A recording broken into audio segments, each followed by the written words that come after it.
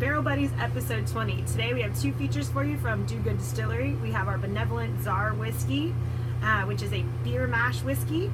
And then we have our Bourbon, which is a high wheat bourbon. David just visited a distillery and he's going to tell us all about it. Yeah, so both of these are batch 1 products that we were lucky enough to get in store for our American Whiskey Club. Do-Good Distillery was started in 2013 by Jim, and it was the brainchild of him and his brother-in-law Paul, who died in a traffic accident. But a young distillery out of California that focuses on California agriculture. So all the corn, all the rye, all the wheat that is put into their products are from about 100 miles from the distillery at max. So that's what they try to do, but definitely all California agriculture.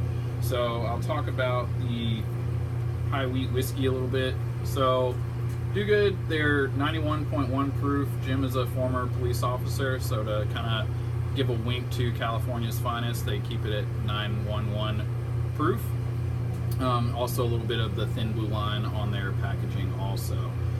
This high wheat whiskey, it's a younger whiskey at 22 months, being the batch 1 stuff, but great for spring, summer sipping. It's strong enough that you can add it to a cocktail, you can have it over a rock, you can have it neat while you're grilling. Really good whiskey to pass around with friends and get-togethers.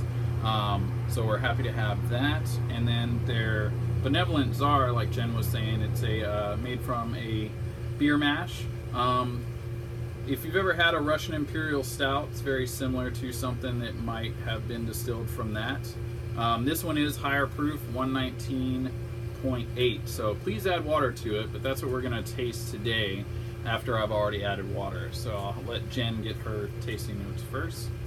Yeah, and so for those of you who aren't familiar with what a Russian Imperial Stout is, it's a stout where they do really, really nice deep roasting on like the grains that they're using for the mash, which is why you get like that dark black flavor and color in stouts.